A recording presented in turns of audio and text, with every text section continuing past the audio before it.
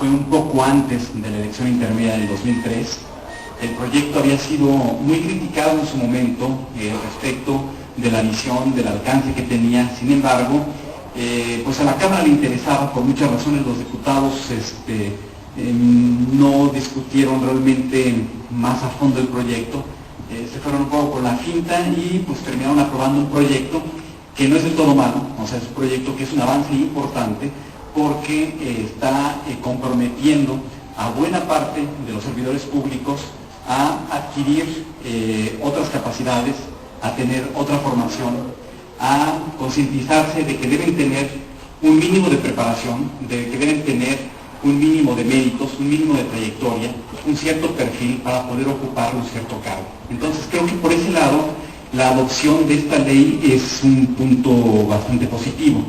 Ahora bien, la operación de la ley ha tenido severos problemas. De entrada, creo que principalmente, y creo que ya lo habíamos comentado, incluso lo acabamos de comentar con algunos compañeros, la dificultad que representa cuando ustedes quieren aplicar a una plaza en el gobierno federal.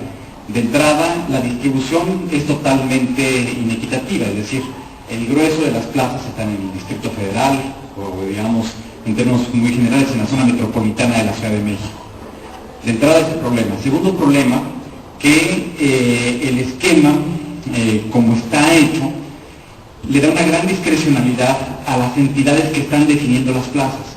Les pasa exactamente el mismo problema que tenemos, ustedes posiblemente conocen o tienen una noción de cómo operan las leyes de adquisiciones, las leyes de obra pública, y se van a dar cuenta de que tanto en la ley de adquisiciones como en la ley de obra pública, la parte clave que va a permitir la elaboración de las bases de una licitación son los términos de referencia.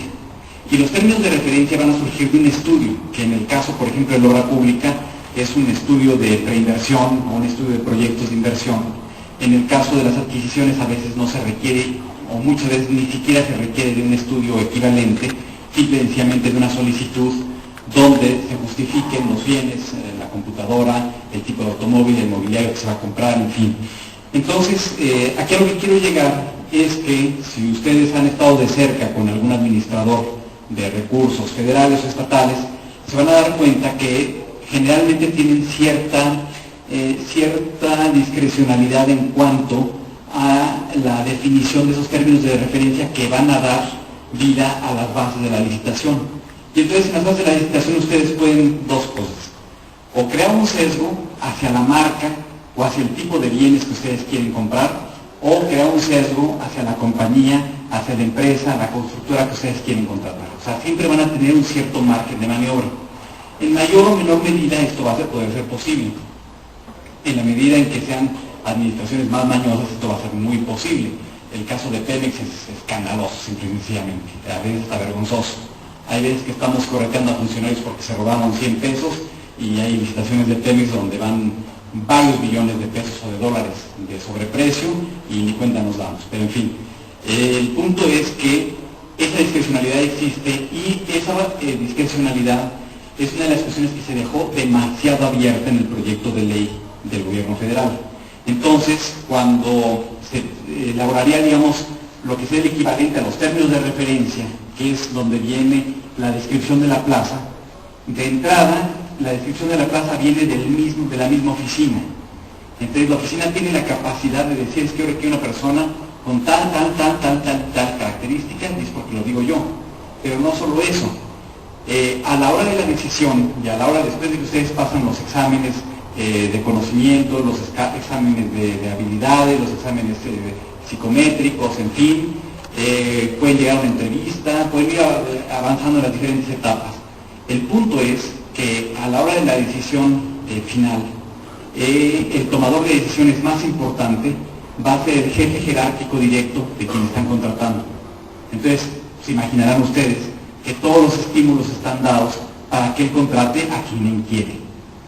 Y si no logró llegar a la final del que él quería, bueno, pues se declara desierta y se vuelve a realizar bajo otros términos que posiblemente se adecuen de manera más natural al perfil o de plano a la persona que él quiere. Van a ver que todavía hasta el sexenio pasado el presidente se encargaba de nombrar a los directores generales, y muchas veces nombraban el presidente directamente a otros funcionarios de mucho menor rango, y estos funcionarios tenían la capacidad de nombrar discrecionalmente hasta este nivel. Únicamente aquí no podían tocar porque se encontraban con las plazas del sindicato.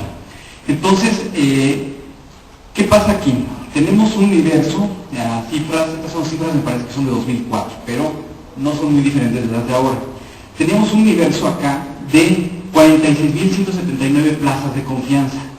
En el esquema anterior eran 46.179 puestos que podía nombrar directamente si lo quería ser el presidente de la República. ¿Ustedes creen que el presidente de la República iba a poder discernir respecto de eso? Evidentemente que no. Claro, él hacía los nombramientos directos de los secretarios, de los subsecretarios, y generalmente se quedaba a nivel de los directores generales. Ahora bien, la ventaja entonces de este esquema del servicio civil de carrera es que con el proyecto actual, como ya está operando, entonces realmente el presidente, que es el único electo, tiene la capacidad de designar a 179 funcionarios, que son los secretarios, subsecretarios y niveles, digamos, homologados a oficial mayor incluso. Y queda la restricción de los sindicalizados, 912.000, casi millón de trabajadores, y tenemos un grupo muy importante que son aproximadamente 46.000 funcionarios de cierto rango que van desde director general hasta jefe de departamento, que son los que entran en el esquema del servicio civil de carrera. Estamos hablando del total de la gente que integra el gobierno federal del 4.8%. Es un grupo pequeño, pero no por pequeño no es importante, porque es un estrato donde está un grupo importante de tomadores de decisión. Ahora bien, es una evolución interesante, pero que afecta exclusivamente a prácticamente nada más 46.000 elementos de todo el gran conjunto de servidores o funcionarios públicos que tenemos en el país.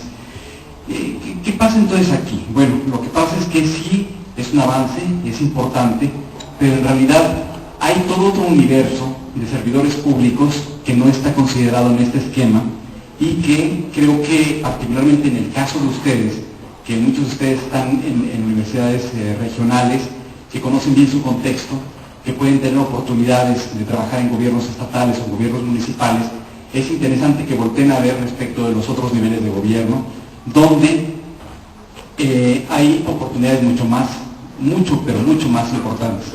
Entonces, solamente para hacer un comparativo, quiero mostrarles lo que sería este mismo esquema si lo analizamos en el aspecto de lo que sería el gobierno municipal. Ya de entrada tenemos un cambio cualitativo muy importante.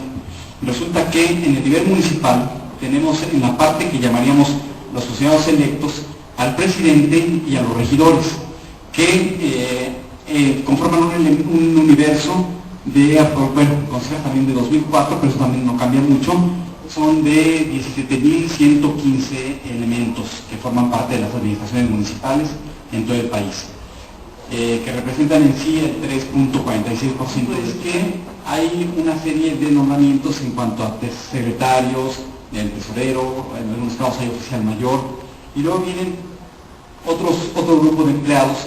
A veces son empleados que son por honorarios, que no tienen una plaza fija dentro del gobierno municipal, y finalmente el personal de apoyo. Hay muchos municipios que cuentan con sindicatos, incluso algunos sindicatos muy fuertes, muy bien organizados, pero en muchísimos municipios no existe realmente un sindicato. De la investigación que nosotros hicimos, de la recopilación que hicimos, encontramos que hay aproximadamente 295.000, o sea, casi 300.000 funcionarios que son empleados de confianza, y hay aproximadamente unos 182.000 que son empleados sindicalizados. Entonces, si operara el mismo esquema, o un esquema muy parecido al que se adoptó en el gobierno federal y en el gobierno municipal, entonces quedaríamos con un esquema de 17.115 electos, de los cuales son 2.438 presidentes municipales.